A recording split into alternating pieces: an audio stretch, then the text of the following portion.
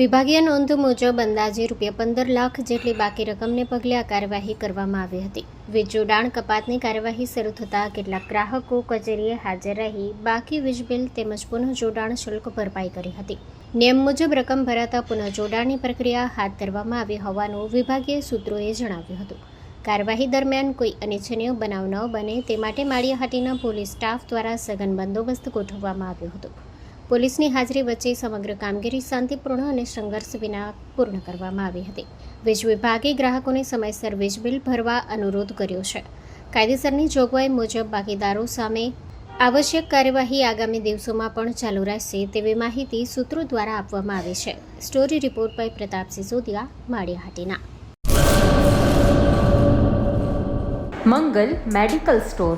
દરેક પ્રકારની દવાઓ પર ડિસ્કાઉન્ટ મળશે.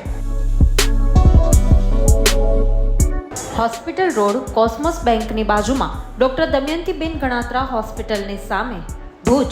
Mobile number 9428234840.